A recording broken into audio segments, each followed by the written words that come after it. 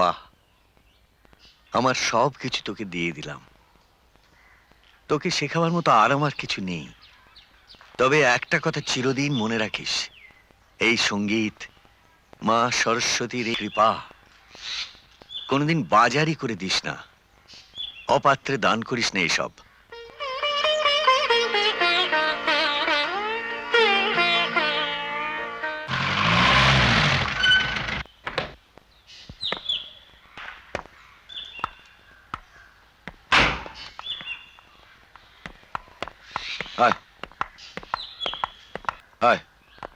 এই যে মহারাজ, আপনার সঙ্গীত জগতের খবর কি? কি মনে করে এতদিন পরে দেখা করতে এসেছেন? দেখা করতে নয়, দেখাতে এসেছি পাপিয়ার নতুন রিলিজ হওয়া ক্যাসেট। আর শুধু দেখানোই নয়, আমি আপনার কাছে এসেছি এটাই বোঝাতে যে আমি গাইতেও পারি। টাকা দিয়ে হয়তো ক্যাসেট অ্যালবাম তৈরি করা যায়, কিন্তু প্রকৃত শিল্পী তৈরি করা যায় না। শিল্পী হতে লাগে সাধনা, আরাধনা। কিশোর, কিশোর। গুরুজি, আর এই সব গুণগুলো ছিল বলেই ও আজ আমার একমাত্র উত্তরসূরি। ওকেই আমি সবকিছু উজাড় করে দিয়েছি। আচ্ছা, এই উত্তরসূরি হতে কত টাকা লেগেছে এই ছোকরাটির? আমি না হয় আপনাকে ডবল দেবো।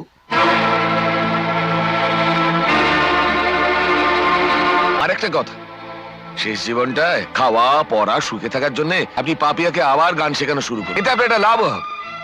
পাপি আপনাকে পপ সঙ্গীত শেখাতে পারবে।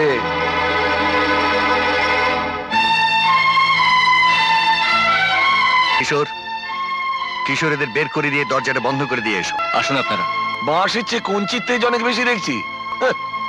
শুনুন শঙ্কর মহারাজ, ভাত ছড়ালে যেমন কাকের অভাব হয় না, তেমনি আমি চাইলে আপনার এই বাছুর সমেত আপনাকে আমার বাড়িতে টাকার জালে বেঁধে রাখতে পারি।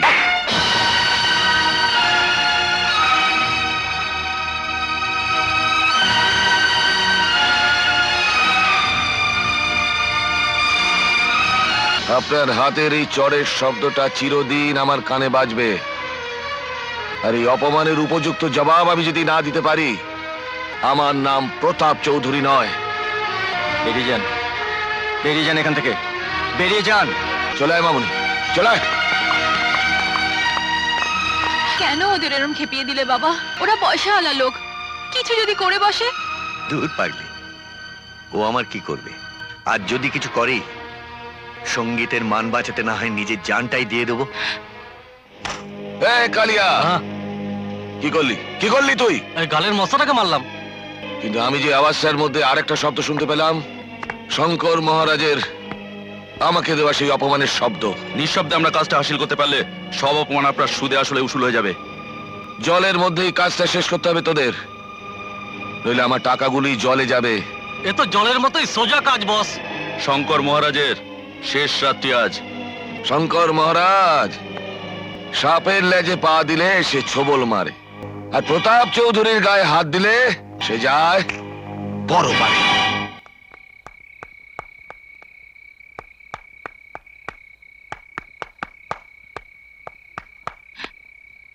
কিশোর, কিশোর, কি হয়েছে? কিশোর, আমার আমার ভীষণ ভয় করছে। প্রতাপ চৌধুরী ওভাবে বাবাকে শাসিয়ে দিয়ে গেল, যদি কিছু করে বসে। এত ভয় পাচ্ছ কেন? আমি তো আছি। না মানে, রোজ ভোরবেলা বাবা একা একা গঙ্গা স্নানে যান তো। কিশোর, কাল তুমি বাবার সঙ্গে সকালে একটু যাবে? যাবো।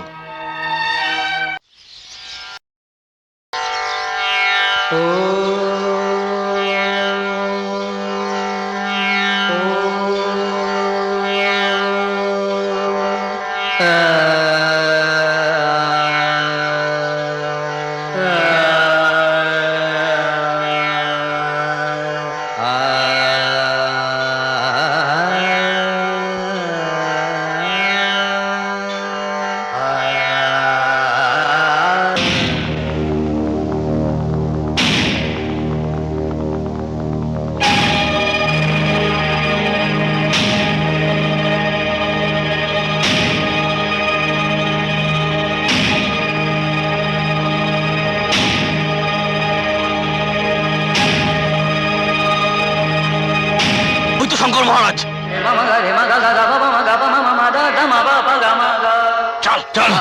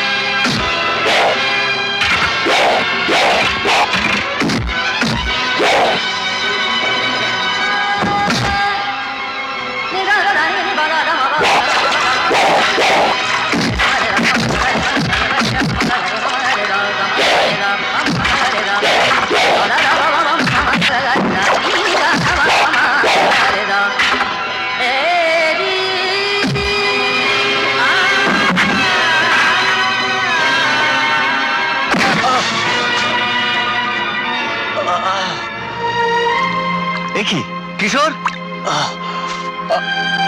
কি হয়েছে তোমার?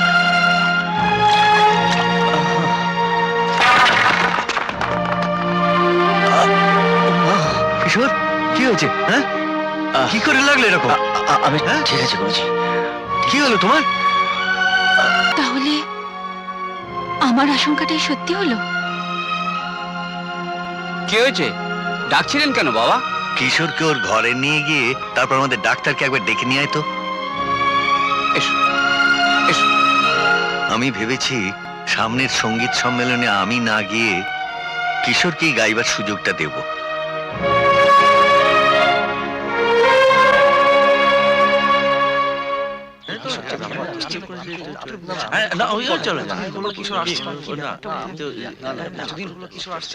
হ্যাঁ রে, এই যে টিভিতে এত লোকের গান দেয়, আমার কিশোরের মুখ দেখিসনি তোরা তাদের মধ্যে? সবাই যদি টিভিতে গান গাইতে চায় তবে ওইটুকু টিভির বাক্সে ধরবে কি করে মাসি? টিভিতে গান গাও কি এত সহজ মাসি? গান গাইতে গেলে অনেক কাঠখড় পোড়াতে হয়। মায়ের মনটা যে পুড়ছে, তাতে কিছু হয় না, তাই না বাবা? তুমি বাড়ি যাও মাসি, ভীষণ ঠান্ডা পড়েছে। মাসি, এত শীতে তুমি গায়ে গরম কিছু একটা দাওনি। তোমার কি গরম কিছু নেই? ছিল না, এবার হবে। কিশোর গানের নাম করে গেলে ও কি আমার জন্য একটা গরম চাদর নিয়ে আসবে না? মাসি, তোমার যে এসব দরকার তা তোমার ছেলে জানে? তোমার যে এত কষ্ট তাকে জানাও। আমার কষ্ট ছেলে জানবে না? ওরে নারী কেটে যার জন্ম দিয়েছি, আমার কষ্ট কি তার নারীতে একটুও টান পড়বে না? দেখিস তোরা, ও যখন আসবে, আমার বেটা আমার জন্য কত কিনে আসবে, কত কিনে আসবে, কত কিনে আসবে। আবার কি এনেছো আমার জন্য? দুধ এনেছি, তবে তোমার জন্য শুধু কে বললো? তুমি খাবে আর আমি শান্তি পাবো। ধরো।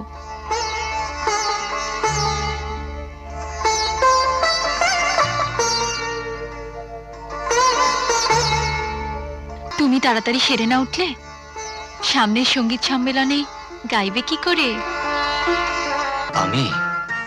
আমি গাইব সঙ্গীত সম্মেলনে? হ্যাঁ, বাবা তো তাই বলেছেন আমাকে। তুমি গান গাইবে, একদিন অনেক বড় হবে, এটাই তো আমার স্বপ্ন। স্বপ্ন স্বপ্নই হয়, জেগে গেলে আর থাকে না কিছুই।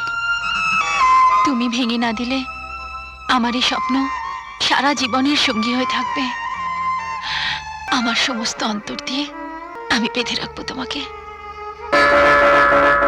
সেই বাঁধনে তো আমি আগেই বাঁধা পড়ে গেছি। মানে? আমি চুরি করে গান শিখলেও তুমি তো প্রথম আমার মনের চোরাপথে ঢুকে পড়েছো মনের ভাষায়।